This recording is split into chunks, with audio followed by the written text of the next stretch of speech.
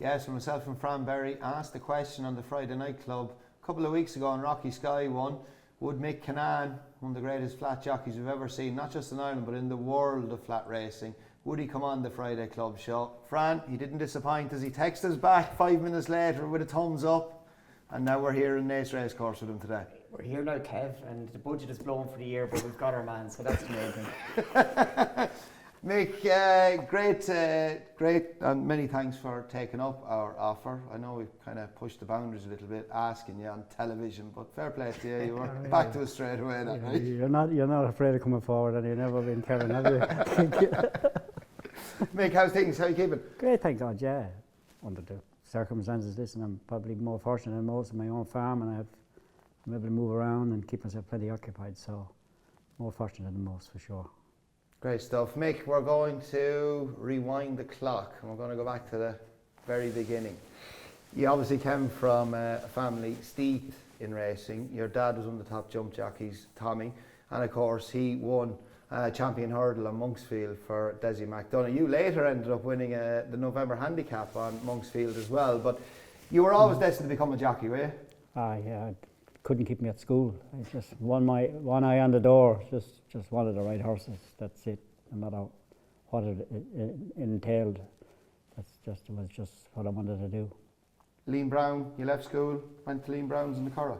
Yeah, my mum, God rest her, wanted me to finish school, and I was doing my 5th year, and Liam Brown said they come up with an idea maybe I could have a ride or two during the summer and finish my schooling, and I came up and had a ride at Leopardstown. He won.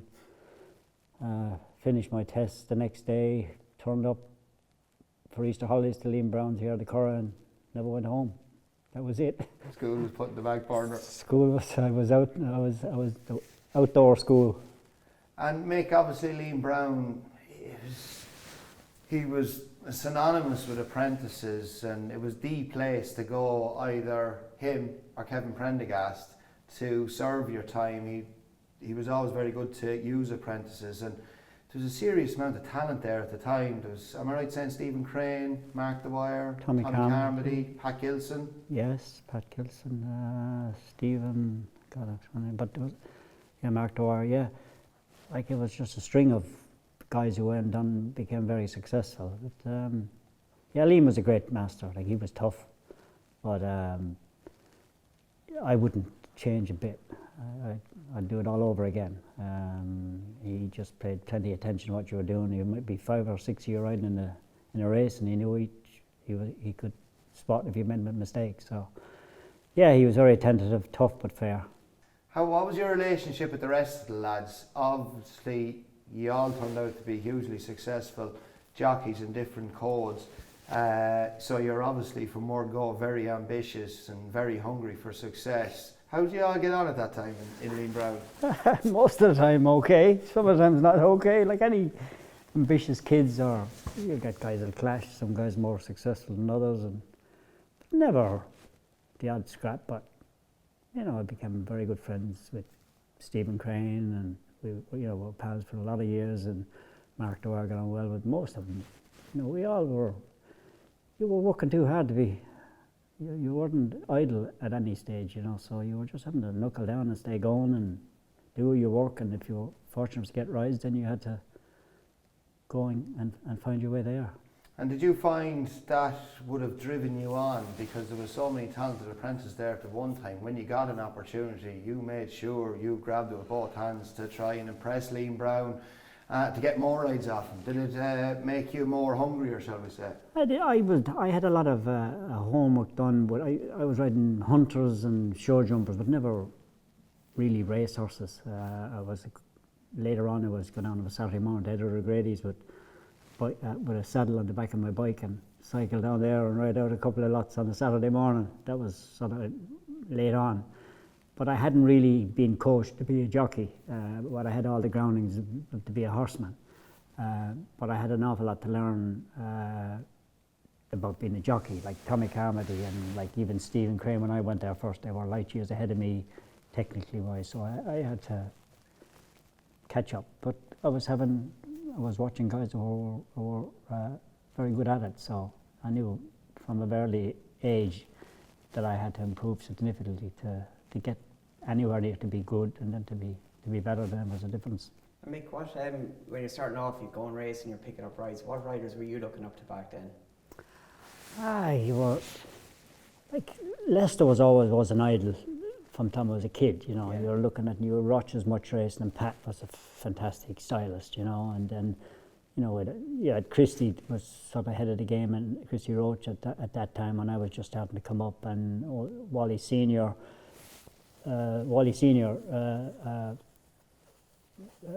Swinburne Senior got me my first gig in India when I was 19, you know. So he was a bit of a father figure to me at an early time, and gave me a sort of leg up along the way. So, but you're always constantly trying to watch who catches the eye, or, you know, how much you want to get stylish, because TV was starting to become the norm, and you couldn't be untidy, and it was becoming the norm to be good on the eye, you know. So you had to try and work to get there.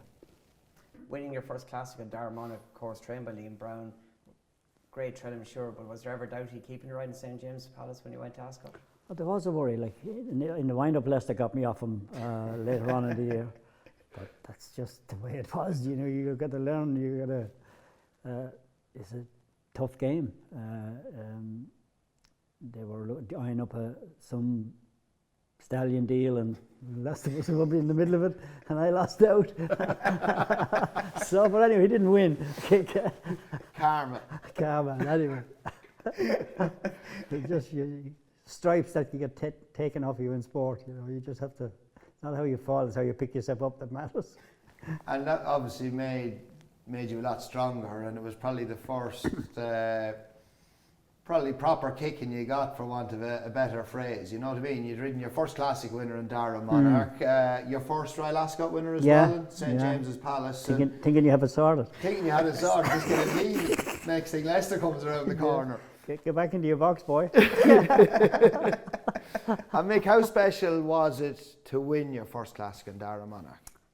Sure, it's marvellous, you know. You just, anybody's first classic or major win is something you'll never forget, you know. Like he went and ran in the English Guineas, and I couldn't go. I was at the time I was riding for Michael Cons, and I was required here. But he ran a much better race than it looked. He ran about 5th or something, and came back to the Curragh, and he had a big chance, but still ran off at big odds, and won really well. Beat Eddie Hyde rode a second. He was either second or something in English Guineas, but you know, he turned around the form dramatically. He got fast ground at the Curragh, and he was a good horse in his day. Then DK came on, Dermot Weld, the beginning of... I was just about ready for him then, was I? How did that come about?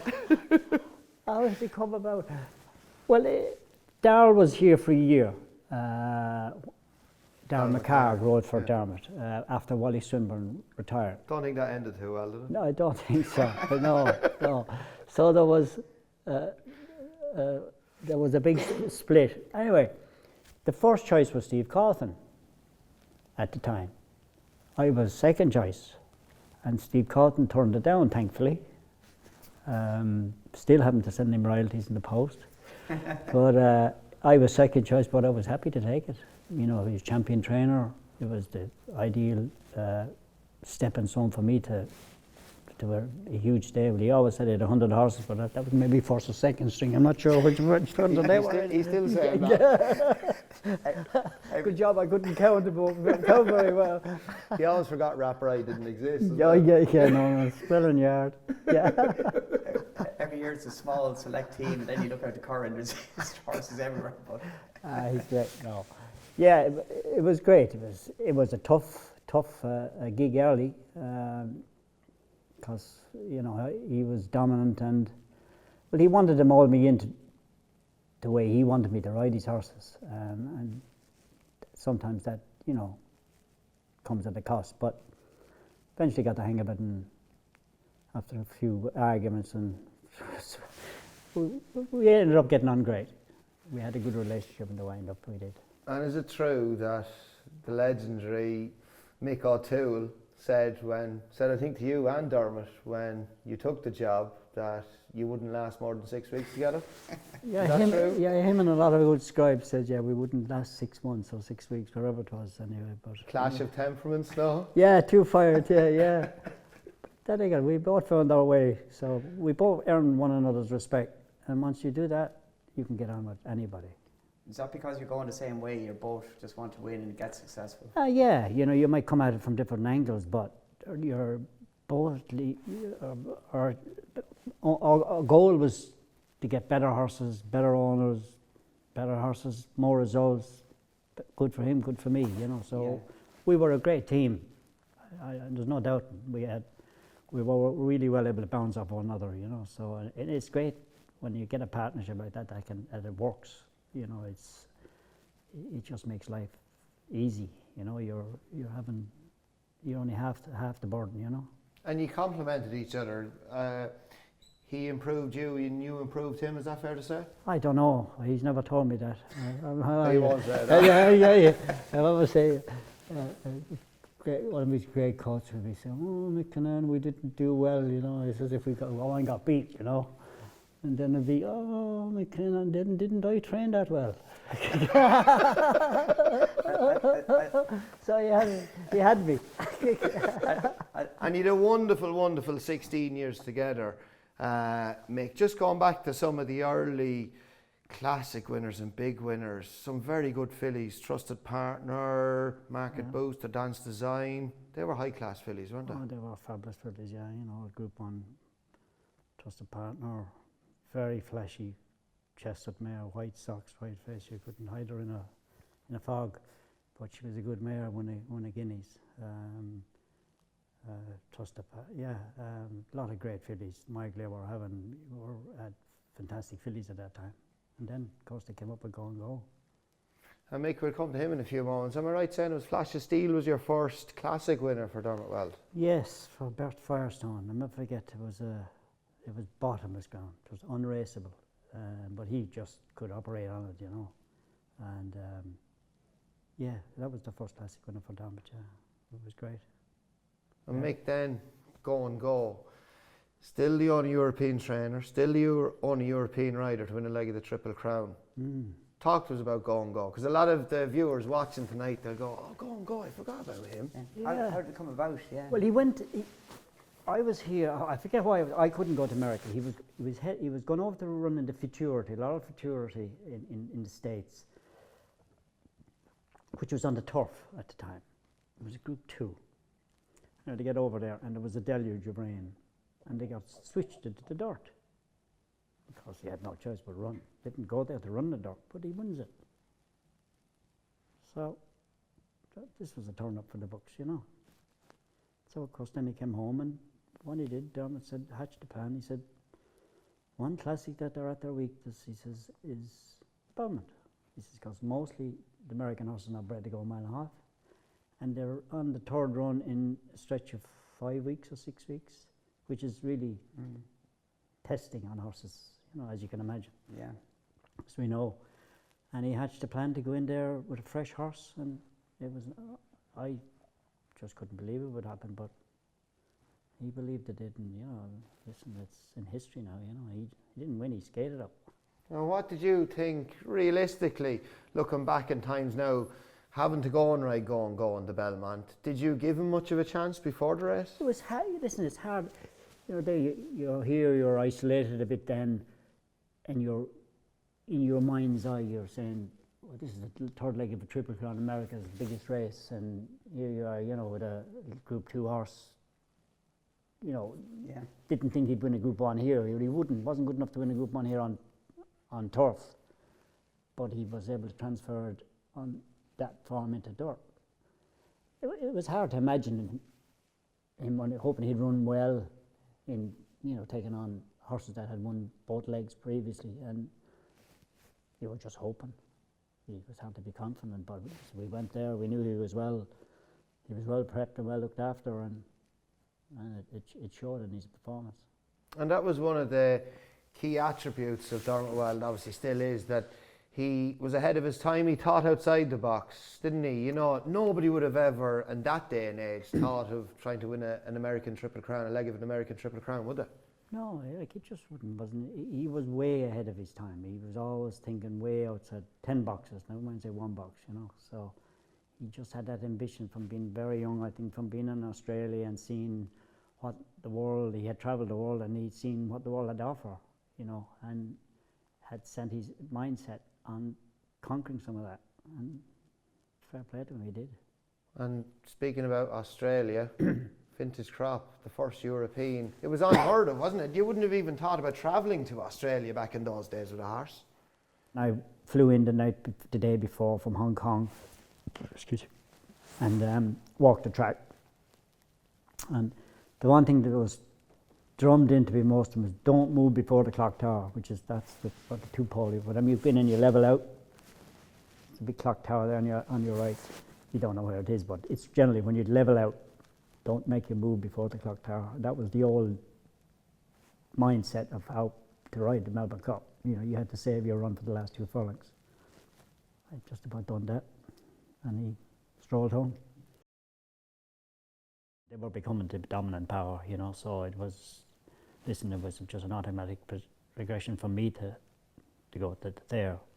As I remember, God rest him, so Walter Hafner, when I said I told them I was leaving, so Walter Hafner asked me to come up to Michael to meet him. And he asked me, Michael, why?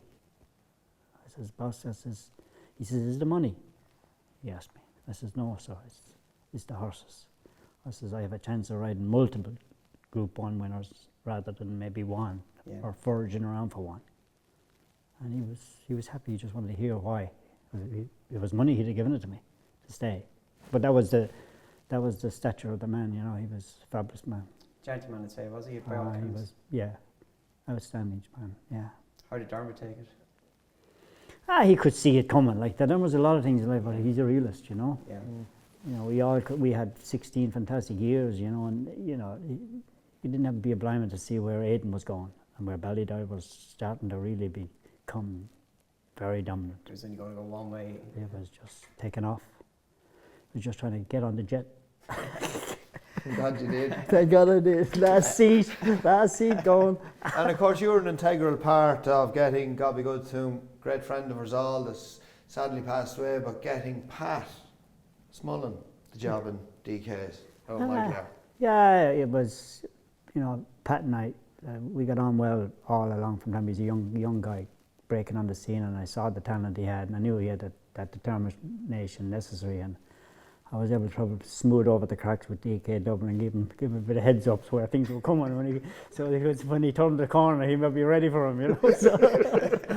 So we've had Pat and I, God rest him, we had a lot of great conversations about DK and about him. But he had a great time with Dermot too, you know. And Pat always said that you were his idol. Did you see a lot of yourself in Pat Smullen when you were his age, say?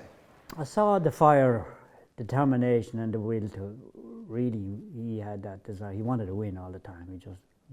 Nothing else wasn't good enough for Pat, you know. And that I could affiliate to that, because that was the sort of mindset it's necessary, because, you know, you get so many knocks along the way unless you're really fired to get there. You know, it's not something you can instill in a guy. It's something that might be just burning or flickering inside and you just have ignited. But he had it, you know.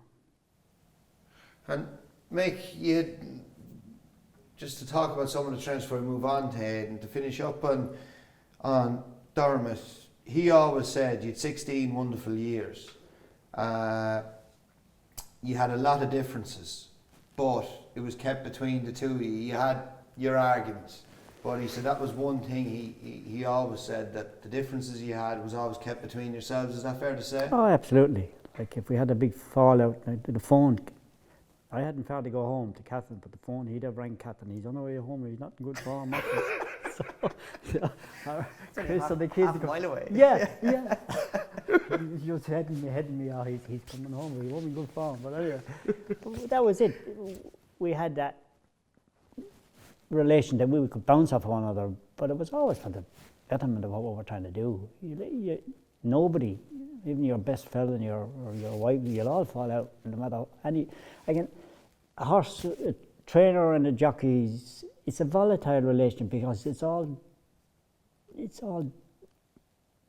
so demanding on performance related, and we know all about it. It's so hard to even get 10 to 15% winning performance. So that's a lot of times there's about 75% disappointment, and it's dealing around that is the hard part of being a sportsman. You all have a fair idea of it, So you have to be able to bounce off one another, but most certainly you need the support of one another, because if you don't have one another's back, you're isolated. It's easy to say, "Oh, it's his fault," Then that, partnerships are not based on that or distrust, And Mick, that leads on to the Aidan years. You rode, we could be here for a day talking about some of the jets you rode. Obviously Galileo, Epsom Derby winner, your second Epsom Derby winner. Yeah, he went around there like if he was on rails, Very few horses can do that at Epsom, so sure-footed, balanced, pace, stamina. He was, listen, nobody could believe what he's turned out to be as a stallion, but if you asked the perfect model to ride around, if you asked me to, I'd probably take him at the beginning of June over any horse at Epsom if you were to line all the great ones up. Because he was mature, he was so well able for it at that. I've ridden a few others, See the Stars, wouldn't have been near as mature as him at that time of his life. But him on that time, he was colossal Derby horse. I remember you said it was one of the most enjoyable rides you've ever had because you're just in control all the way. Yeah, it was never, you on those races that it's going in slow motion, there's nothing going wrong, and nothing can appear to go wrong unless something dropped out of the sky.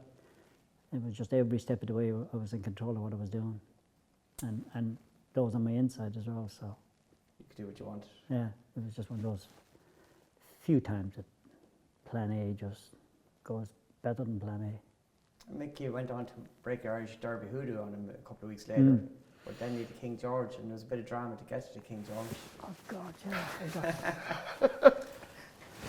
I rode a filly called Sophisticat at Leopardstown. It was a listed race. She wasn't easy now. She was, she'd squirm around. But anyway, it was a slight interference.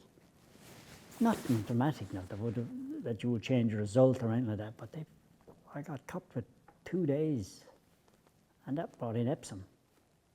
There was no dispensation then None. to change, yeah. No, we found a way to find all those for you later on, but it was disproportionate.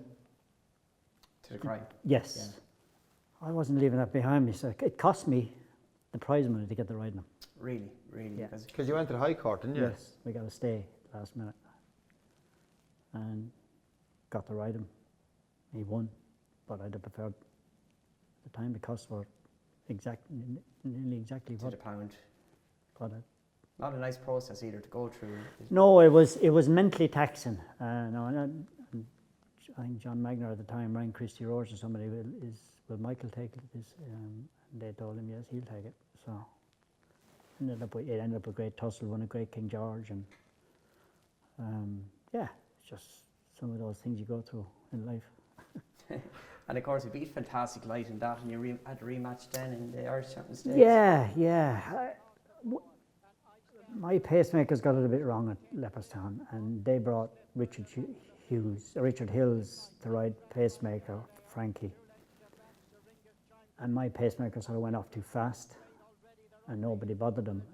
Richard Hills sat back, and Frankie kept him taps with him. And then I had to go around. He got the slip through on Richard's inside. I had to go around. Richard Road, Give the Slip, actually was the name of the horse. Was it Give the Slip? Yeah. And I felt that day, my fella cracked 100 yards out. Like it looked at the line as if I was running on, but it was Frankie taking a hold of his fella and easing down, and looked as if I galloped on. But he just had a hard year, and it was really firm that day. And he tried. You know, it was just one of those big tussles, and he didn't return. He didn't recover from that day.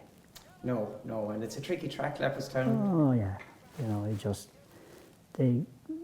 know, we got it a bit wrong. And that's the margins you're down to at that. You know, that slip through on the inside that he was able to avail of was the winning of it. Otherwise, I'd have been around him.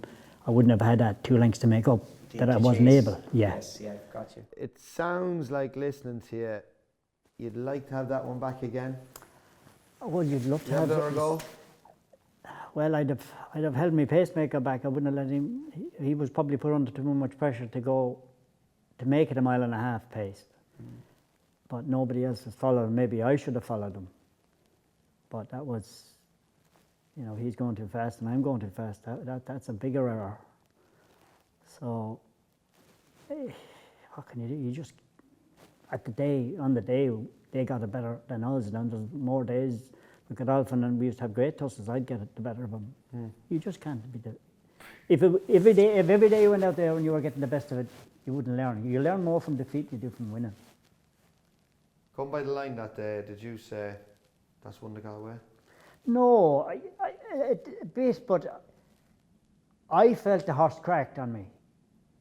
He just 100 yards down. I went for another hole because he just went, I've no more to give. And then it looked at the winning post as if I'm flying, because Frankie does this. If Frankie stayed riding, I wouldn't have got by him if I went down to the 1.25 mile gate again. I was beat. And just, nobody else believed me at the day, but I felt the horse cracked that day. He'd have loved a little ease in the ground if he could have got it every now and again, but he was racing on firm ground all year. Just caught up.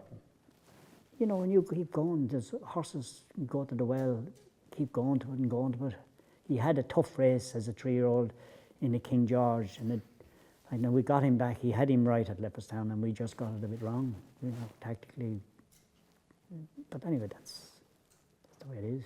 And what was your relationship in general like with Aidan? Good. Yeah, no, listen, Aidan and I are still good friends. You rode from after George Washington? Yeah, it did, you know. Yeah, I think they thought I'd probably wouldn't move as much as quick as I did, but no, like I rode a load of horses for them after. I rode plenty of winners for them after. Like I had ridden 50 Group 1 winners for them when I was with them. And I rode 3 or 4 more maybe since. And no, listen, business is business, and it can be tough, you know. They make their decisions based on business decisions, and relationships will come and go, and I've never held it against them. We've only they treated me well. John Magno was always fantastic to me. It's kind of a job that only has a certain shelf life anyway. Very hard when you're at that real top end, when the stakes are so high and they're looking for multiple stallions a year, and you know, there's an awful lot of emotion. Like when you walk into a derby and you have maybe a Michael Tabor or Derek Smith, and they're that colour with nerves, and you're supposed to be looking calm, but you have to walk in there as if nothing's going on. If I turned up looking that way, the 3 of us have been in an awful state. But you have to just be showed up. Like, and you know, when a horse gets beaten, they think you should. Like, that's just the way it goes. If you're afraid of it, don't get involved. Not for the faint heart. No. And Aidan the trainer. Yeah, meticulous, yeah. Nothing happens that he doesn't know about any horse. And the staff, like he's an encyclopedic mind, you know. Yeah, he's a genius at it, there's no doubt. Few equals, if any. Just for riding for him, you'd obviously videos of Aidan walking out with the rider till the very last second. How did you find that? Were you confused the situation, or were you in your own head anyway at that point? I'd be in your own head, yeah. Like you have to be. Yeah. Like if I leave the gates and I've only Aidan ringing in my head, and my head's not, I'm not in the space I should be. There's only one person I have to hear, you know yourself. Yeah. If you don't hear your own thoughts out loud, you're not in the zone. Yeah. If you think, oh, if I don't do this, I get a bollock when I come in. Like that's You're beat before you start. yes, and you'll make too many errors, you know, because like plan A, plan B, once the gate's open, so many things change. And you just have to have the confidence in yourself that you're going to make the right ones. It's not going to be right all the time. But you can't be allowed to be a robot, you know. Like I never allowed myself to do that. I always felt very instinctive. Believe, back yourself, you know. If you make a mistake, you pay for it, so that's it. At least. Not that you don't care. You have to care, because to do it really well, it has to matter. You have to be nervous, you have to be all that. It has to matter. Yeah. Has to read. Not to mean that you totally, I don't care what I'm doing here, but you have to back yourself and have that confidence in yourself that you're going to carry it through. And follow what you have in your head through, and the plan you have as well. Take it on board. Yeah. You take as much information in as you can, as you know. Form, your jockeys, your trainers. You know how the trainers, how a lot of them, they like them to be ridden. You know the jocks, a lot of them, how they approach races, and you just try and put it all in, and then just tunnel it. And Mick, Frankie, great friend of yours, great rider. What makes him so good? Oh God, he's very aware of everything, you know. He's very tactically aware, great judge of pace, good judge of horse. Yeah, he's as good as I've ridden against, for sure. Hard to beat. Oh, yeah. Like when Frankie's going, is flying, you just hang on to his coattails. Typical Italian mentality of him. When you drop off it, you'll get him. But you have to be there. You have to stay in touch and not ruffle your feathers. Just stay. Frankie loves, like if Frankie walked into a room, the only fella I ever got, and there was a hidden camera before, there was loads of them here, like he'd know it was there, like he'd automatically gravitate towards it. You know, loves the spotlight, great character, but typical, he's highs and lows. You know, he's either flying high, or once he gets the lip out, then you're flying. You have him. But that's it. You have to play only your horses. You have to play your jockeys too. You know, Like so you have to know them. Yeah, you it's like playing poker. Yeah. You didn't get it wrong in High Chaparral. That to me was one of the wow factor. Mick Kinane rides Falbrav.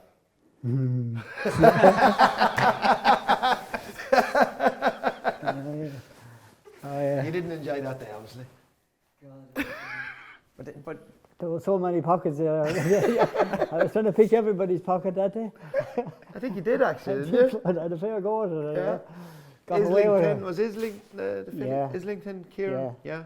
There was a lot of us in the bunch finish. I was just the right side of it, tightened them up a bit, and poor old Dalbert sort of fell a bit for the 5-card trick that day. Didn't run on the inside of Leopardstown.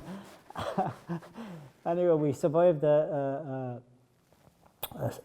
appeal, didn't we, after that? That's right.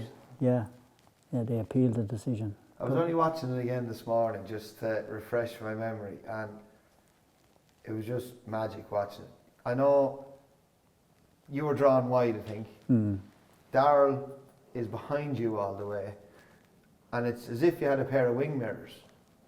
You knew exactly what Darryl, every move he made, although he was directly behind you, you knew exactly.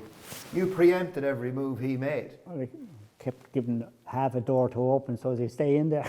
You're just tensioning it all, aren't you?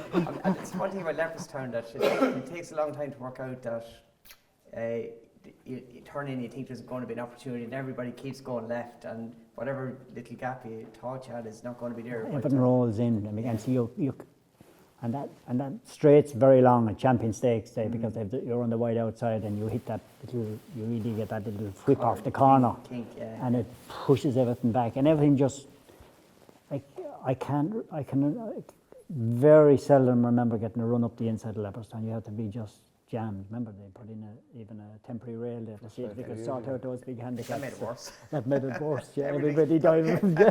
Was making it. But anyway. And Mick, things are coming to the end of the time at Ballydoyle around that time, so it was 2003. And Yeah. I knew we were heading to the Breeders' Cup. That was his second champion, wasn't it? That was a great training performance because I remember riding High Chaparral at the Royal Whip in April, and he fell in now. I mean, he fell home. His action was terrible, and I said, "Aidan, God, this fella's not moving." He said, "Don't worry," he says, "I'll get him back. I'll get him back." For all the horses I've seen him train, that was the best training performance was him. To get him back to be an Irish champion, win a Breeders' Cup. It was just phenomenal training performance. Don't know how we got him there. And to go back to Santa Anita on firm ground, and we had a dead heat, but I knew we were going to the States, we were finished, so it's only happened. Listen, relationships at that end, they fall out, it doesn't happen written in stone, but I had great times on that. And before we come to that, just going back, Fran, sorry for interrupting there, just some of the other proper horse you rode for Aidan and Ballydoyle, Rock of Gibraltar, Hawkwing. People forget about maybe the likes of Hawkwing. He was exceptionally talented, wasn't he? Oh, he was a racing machine. Like, he was probably one of the most beautiful looking 2-year-olds I've ever seen walking the ring at the Curragh, and he was champion 2-year-old. And then I didn't ride him in, I got suspended in Newmarket. They wanted me to go and ride Johannesburg in the Kentucky Derby. Anyway, I got suspended, and himself and Rock of Gibraltar came up different parts of the track. Remember, he flashed home up the middle with Jamie Spencer, and Johnny with the far side on Rock of Gibraltar. Little we know how good the two are going to be. Exactly. Like Rock of Gibraltar he was probably the most fun I have ever had riding a horse. He was a push button, like he had 100 yards and it was electric. Boom. And the only horse ever going to a start, you go halfway down and next you did a buck and a kick and a squeal. Just love being at the races. He just kept progressing from Just loved racing. Yeah. Never seen a horse that so happy to be at the races. And it showed in his racing, And I had a great time with him and Sir Alex, and it was a great time. Giants Causeway. God, yeah, he was tough. The Iron Horse. Oh, he was tough. You had to drag everything out of him. Like, you'd get up on him when you get down to the start, and he'd have a temper on him. His sweat would run off him, he'd be hard to load, and you'd say, "What are you?" And then you'd leave the gate. Is that the Storm Cat? Yeah. But toughest teak. Like, probably get locked up with him now if you had to whip rules, A couple of backhanders, you're only warming up. If you look back, is that as good as you get? You're going to have to work harder for that. But, yeah, I have a great horse. It's Calanisi and Giants Causeway as they run to the final furlong. Giants Causeway is battling well. Calanisi on the near side. Calanisi's just in front of Giants Causeway. So they fight again. It's Calanisi and Giants Causeway at the line. Oh, Giants Causeway maybe, but it's very close from Calanisi. What a fight again. Johannesburg. He was very fast, wasn't he? Like, he won in all conditions, firm, soft, dirt, like the Breeders' Cup dirt, juvenile. God, he was a race machine. What was Art Saddle slipping back in the July? God, he jumped out through them. Nunthorpe, was it? Nunthorpe, jumped out through them, leaving the gates, and sitting like this. I wouldn't have been able to get off him if I was sitting that precarious. He came up there in, 57 something, and I just Saddle gone that way. I was sitting right back underneath. Really? And one side step, we were all... You were literally only a passenger that day, so. I with the bucket in my hand. You're Any farther, I was off him. Oh, dear, yeah. Giants Causeway in the Classic. Yeah. Sorry for bringing that up. You knew you'd have to do that. he wanted to toss to bring it up, so. Like, Everton had gone really good. Thought I had Tisno got, and he was just going through the motions. He suddenly went, another one. Oh, I says, I need more. And I went to change my hands, switch the stick. The reins came out of my hands, dropped it.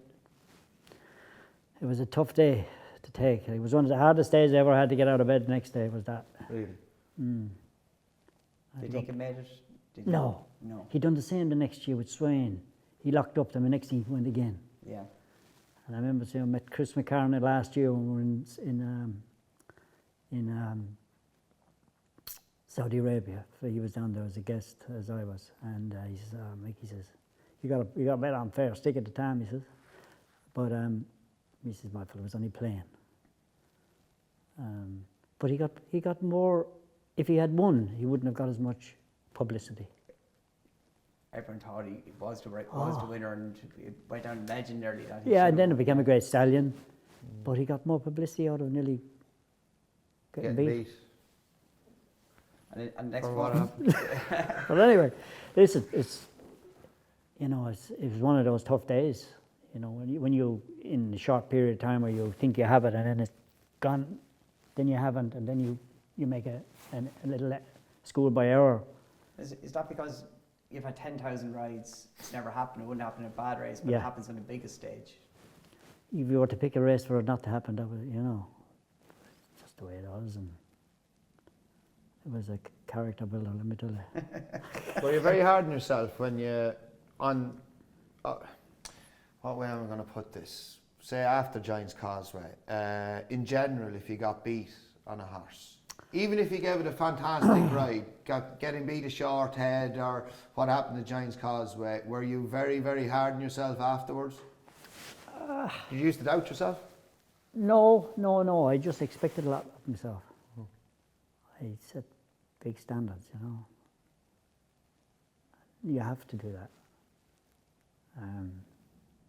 And I just expect a lot from myself. Sometimes I made the mark, and sometimes I didn't. But that's to be human. We all make a mistake, But when you're in sport, you obey your soul to the world, unfortunately. You're there to be counted. And the fellow that he lost the 5 over, he lost 100 grand. As he say.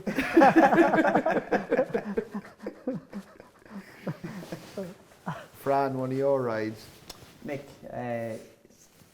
Johnny Murton and yourself had great battles. Obviously, High Chaparral, he got the win that day in the Derby in the Hawkwing, but a couple of weeks before that, he rode yesterday in the Irish Guineas. God, yeah. He rode 6 perfections. That was about me now. In about 2 weeks from 0 to 0. Yeah, I got stitched up, Johnny. I got him down the inside up the Curragh. Just one of those opportune moments. Held him up. And I kicked when he couldn't catch me, and I won. Yeah, but at 2 out, Pat Munn's kicking and David Trova. Johnny's in here, and you're looking back on your elbow. I think it was my colours were flapping or something, was it? And we're looking on saying, Mick, Pat's going, but you knew you had him covered. It was what was behind you, you were worried. I knew Johnny was in the counteract. I knew I had him well covered. So I never forget then, I went on her in the same filly, and I got beaten her at the Oaks. It was a bunch finish. I didn't get a run down the straight. I know. I was a bit unlucky. And from that moment, I felt the job was gone. Really? That's how quick things can change. The relationship with Aidan had changed, and I felt from that moment there was a change. Was there a time after that Derby meeting that you stopped riding work down there? Did you? Yeah. Yeah, I wasn't part of it down there anymore. And it's hard to make decisions on somebody else telling you how horses are working or Aidan is telling they're working, and unless you're. I love being part of a team. I love knowing your horses and seeing how they're progressing. And when you get isolated a bit from that, at that time I had a few little back issues, and maybe they thought they were doing me a service rather than a disservice. I've never asked. The post Ballydoyle era, you went back to John Oxx. I did, yeah. I went back to basics. I wasn't ready to give up, I still felt I had plenty. And John and I suited us both at the time. I went to him, and we came to an arrangement, and we came up with Asimore the next year. I had a horse to come up. won a King George. He won a Clips, did he? He did, Yeah. yes, yeah, he did, yeah. St James's At Palace. St James. Palace, Yeah, at 3. Yeah, he did. Yeah. Well, what a horse to come up with. And yeah, I had a great time with John. I liked John. You know, John was just a great man to work with. He was just gent. Well, great man to train a horse. And you know, and John is quiet, but wouldn't ruffle his feathers either. But I think I had a great time with him. Loved getting back to basics, riding work a couple of days a week. You were with the horses all the time. You were making them, and you were riding 2-year-olds, and I like this one. And you were on the team started then. We had great times. Great times. It was good camaraderie there, wasn't there? Everybody was in it together. It was, yeah. It was a great stable vibe there at the time. You know, everybody was. They had nice horses at the time, and Aga Khan was big there, and a lot of good owners, and they were always coming through. You always never know where you'd find one. They weren't coming in a conveyor belt, but it was always the odd one coming along. Castorian, Alandi, you won Yeah. a ledger apiece, didn't you, Nastu? Yeah, yeah, Castoria, she did. Alandi won the ledger, and he won the Cadron the same day as See the Stars. Nobody ever remember that one. Better, right? Yeah, I really had to ride that fella. Yeah, and then of course the great horse ride. The twilight of your career. Yeah, the door, Probably- the door half open. Door half open. You've ridden so many aeroplanes down through the years, and probably the best one all of a sudden that you ever rode Yeah, comes on the scene. unbelievable. I'll never forget we were there one morning. What was it? Late April or early May. It was unheard of anyway. Anyway, Yeah. John second. We'll have a heap of 2-year-olds just today for you to do a few hours. John, I said, what's going on? I says, you're losing the run of yourself. It's very early for you. Oh, never mind. I think I have a nice bunch, he says. Anyway, this big bay waltzes up to me anyway, and I said, what's that? He says, no, that's Galileo's half brother. I says, where'd you get him? Oh, never mind where I got him. Get up on him.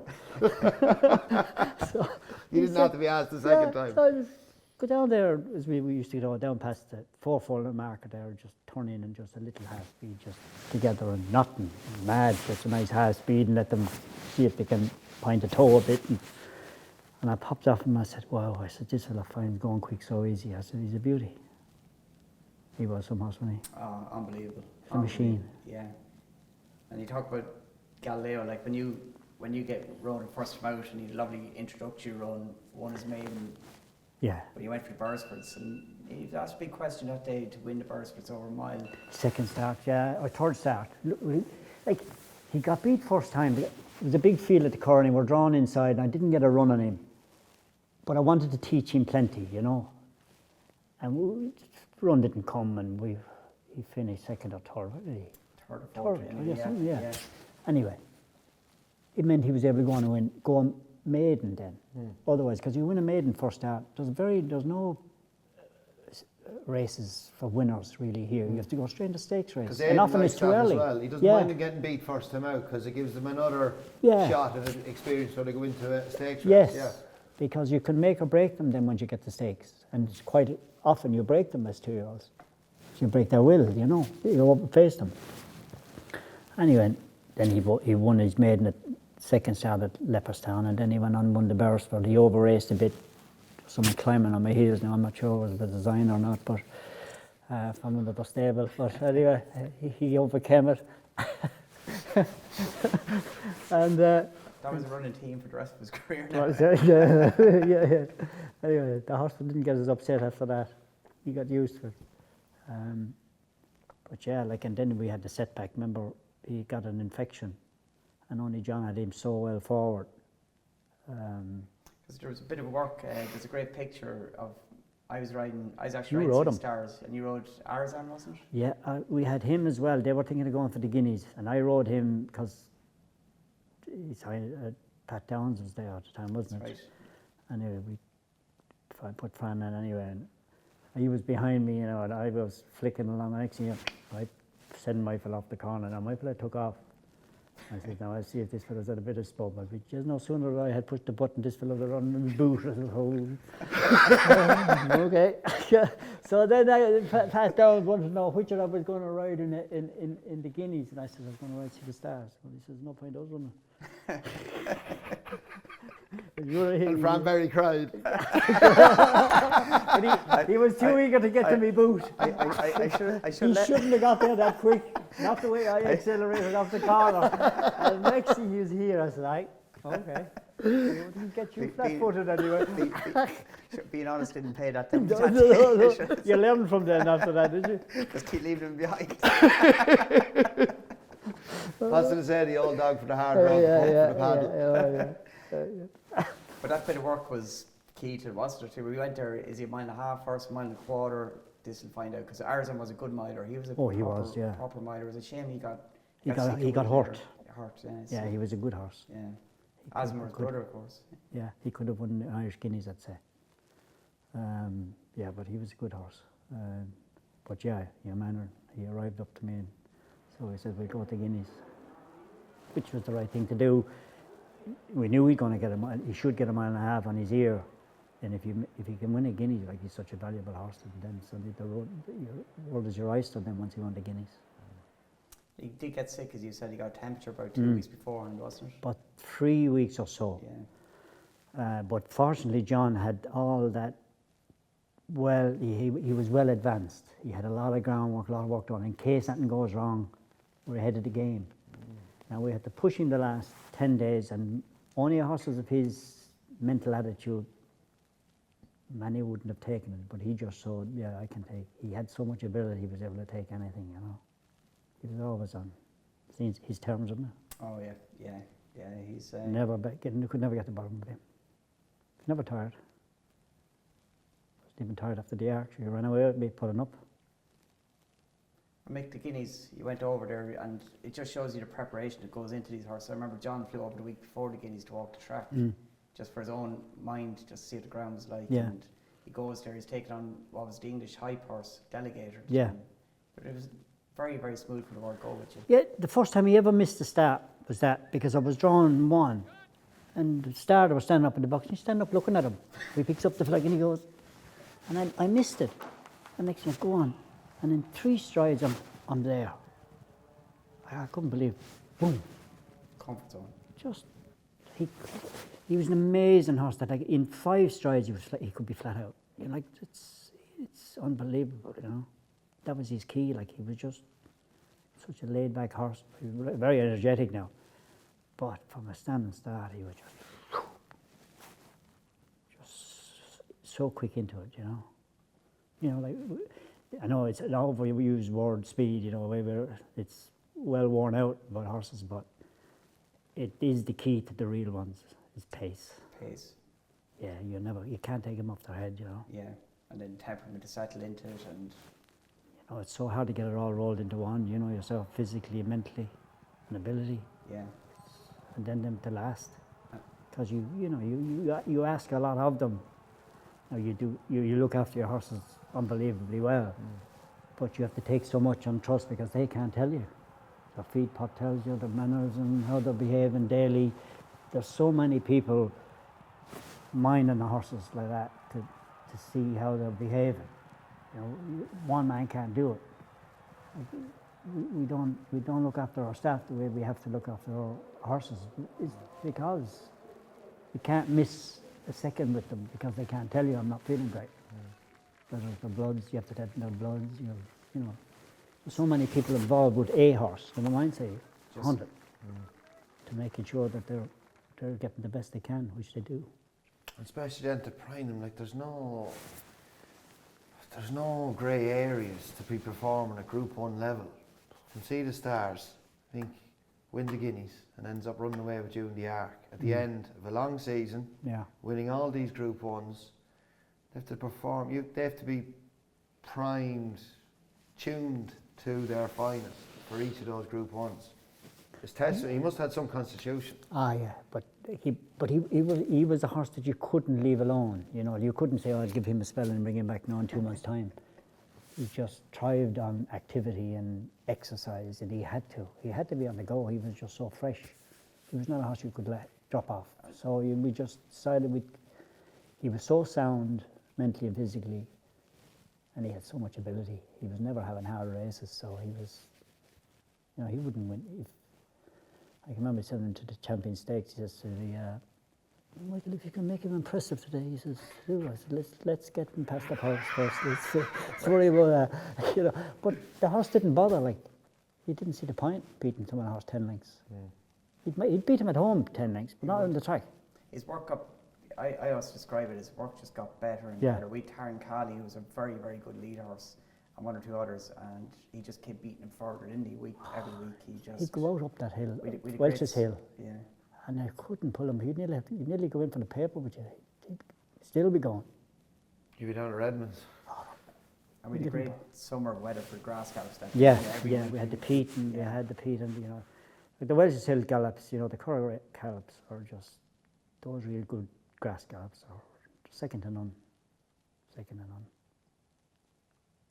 What was his greatest performance of all the Group 1s? The Arc. Because it went wrong. He hit the gates powerfully, as he always did. And then when the Ballydoyles went off, but Pat Smullen, God rest him, missed the start. And I just had my fella in, and next thing Pat's fella comes by me, and my fella went, oh, I'm going to go with him. And then I had to come here, don't tear off after them, And that allowed Similian to get in, is it Sasalita or wherever, got ahead of me. And then he parked the bus. And we all got behind him then. Jammed back.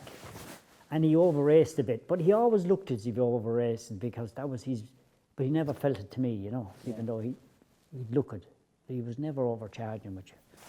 But when I needed it in the straight, Pellier kicked for a gap ahead of him, and I was here, and I done that. And suddenly from being nowhere, the race was won in 3 strides. Like Pellier said, horse never went by him in his life as quick. Yeah. Like he was riding a Group 1 horse and I just done that, and I was out and clear.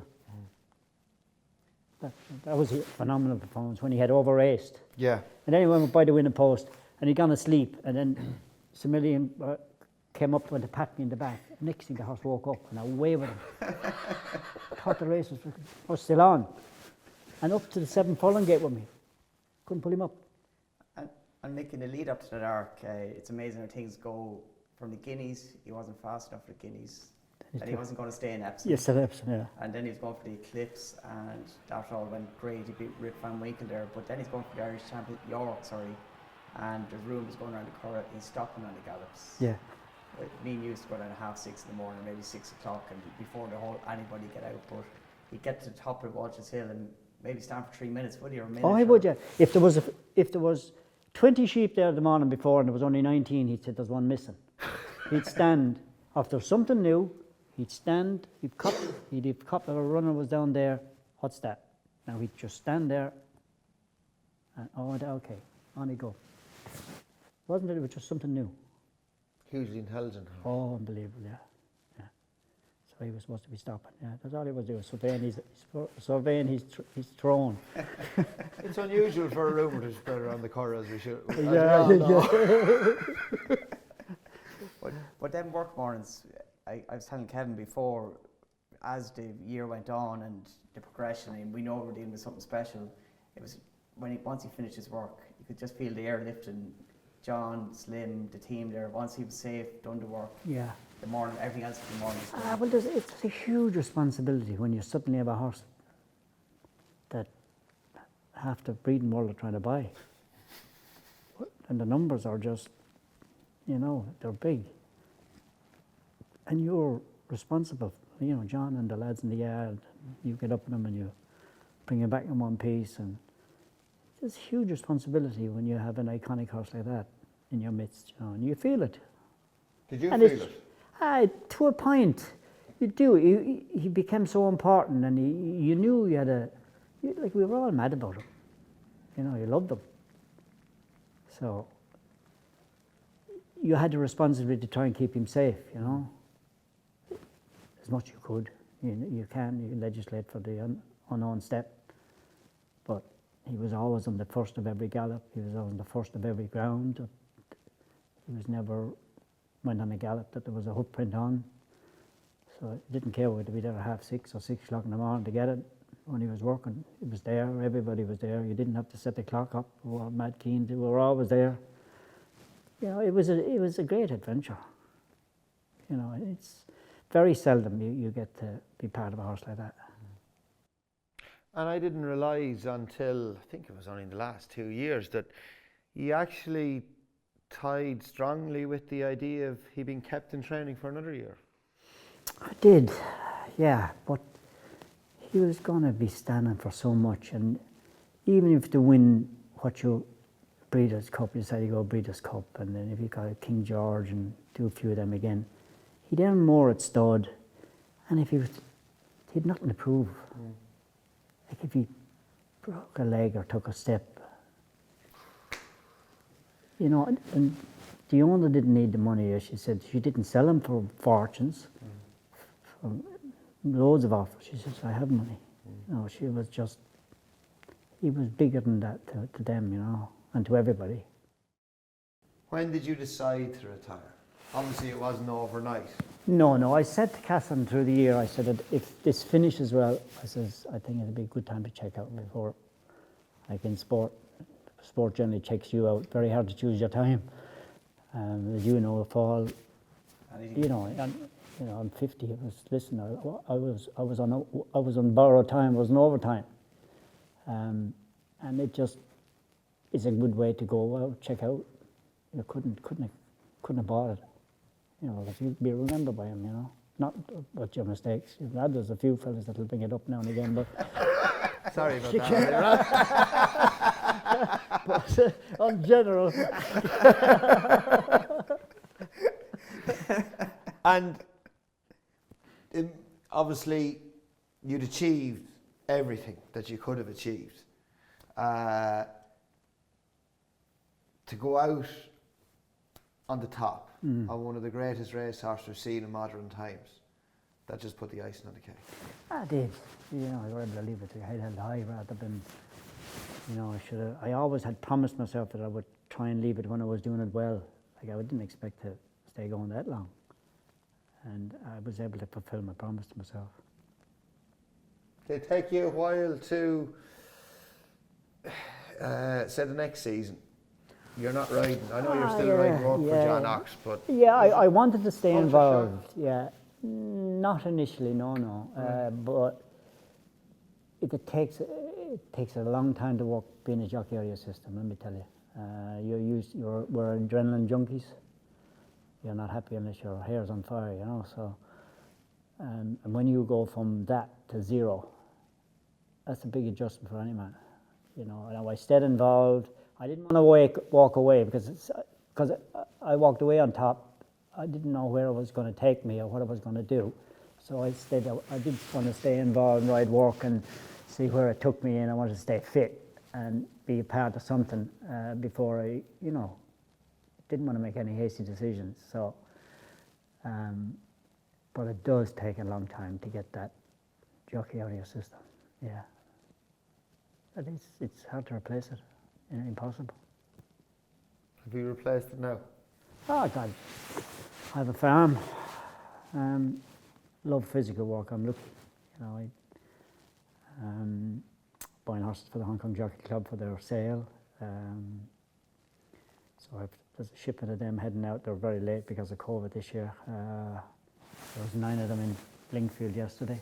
Couldn't go, but I probably have to go a couple of weeks' time to get them the veterinary process to go, and then they've been to quarantine to get the final number to go to Hong Kong to be sold. I don't think I'm going to make it this year because of COVID, myself personally. But then I have another batch of 14 2-year-olds that are in pre-training. So hopefully I haven't been sacked by next autumn, that we'll buy another batch. Fingers crossed. Yeah. And that obviously must give you a great sense of achievement, being involved. You're going around all the sales, and of course your Hong Kong connection that you built up many years ago. And of course Cape of Good Hope for David Oughton winning the first Hong Kong trained winner in Royal Ascot Yes. and in Europe, yeah? Yeah. To still carry on that connection to Yeah, this day. it's nice because Hong Kong has been a huge part of my life. Like from other than last year, I'd say I've been in and out every year for 20 odd years, and held the connection in town, and you know I was successful there, you know, and my name is still in a good place there. So, and it's nice to have that ongoing connection with them, and hopefully this is only my second year to do it, and hopefully it's going to transfer to being nice winners that'll go to the sales ring in June. You're a successful breeder as well, of course. You bred a Derby winner and authorised. Yeah, did. Wasn't too bad. Wasn't too bad, yeah. That was, well, never forget, I probably should have been held up I rode one of Aidan's and it was going nowhere. I forget it was that he didn't come down the hill and I sat up. Next thing I was, all I was doing was standing up, go on Frankie, go on Frankie, go on Frankie. Because Frankie hadn't ridden an Epsom Derby winner. Yeah, that's right. That's right. So it was great, yeah, so I bred yeah, it was a great achievement. Mick, Can't it's say been more. an absolute pleasure. Okay. In the front, what more can we say? Oh, nothing else we can say. It's been great to have you here, so it's fantastic to catch up, and look forward to seeing you back on the track soon. Good, no, enjoyed it guys, thank you. Thank you, Mick.